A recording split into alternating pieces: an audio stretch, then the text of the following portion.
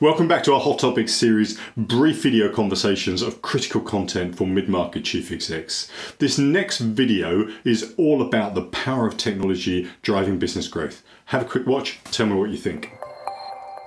We're talking today about how IT and technology can drive business growth. One of the examples you were giving was about materially improving customer experience to the point where it provides some competitive advantage. Can you say a bit more about that?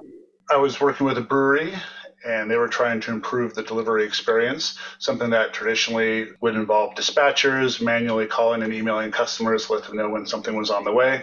That entire system was replaced with an automated delivery program that texted the customers when their delivery was on the way and let them know if the driver was running late, and dramatically improved both the customer experience and the efficiency of the drivers in being able to provide product on time. And the dramatic improvement in the customer experience was sufficient to actually make a real difference to their position in the market? Absolutely. The customer knowing that the driver was 5 minutes away automatically allowed them to be ready to receive it. That reduced the amount of time that the driver had to spend on site.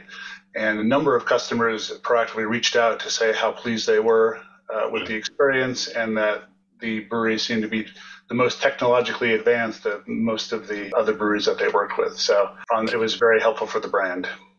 And the next step then, beyond providing a better service, is to provide an entirely new service, which is the example that you were talking about, Ben, earlier. That's correct. The firm that I've been working with supports the pharmaceutical biotech industry. And through a series of acquisitions, they've made 6 acquisitions in the last 12 months. And what we have done is move them to a consolidated cloud environment, along with a number of additional new capabilities from a technology perspective that they previously didn't have. And that integration now has allowed them to provide their clients new services. So now they're sort of a one-stop shopping approach.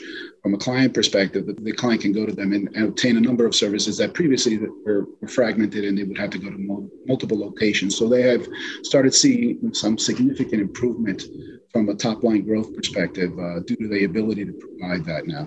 So new services can mean new revenue, obviously, or can just mean value add, lock in, and again, a point of difference, which allows them to kind of reset their growth expectations. Absolutely. A point of distinction for them as compared to others who may not be able to provide that breadth of services or that depth of knowledge.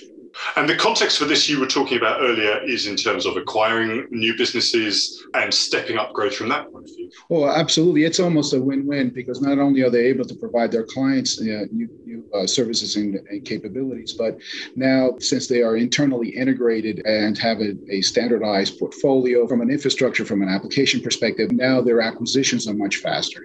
There's a game plan, if you will, when they make an acquisition, and they understand exactly what needs to happen and how it all happens. So that time to market with the new firm, as far as recognizing sales, is much faster than it was.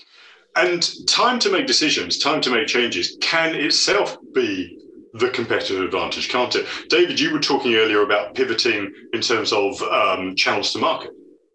Absolutely. It's very important that back-end systems are architected and engineered correctly so they can adjust rapidly at the speed the business needs.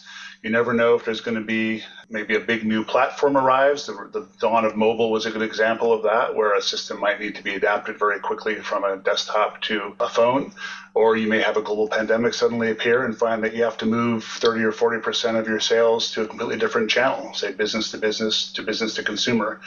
And it's critical that your back-end technology and front-end technology is able to adapt at the speed you need it to, and not leave you behind the 8 ball and not able to take advantage of whatever changes might be happening.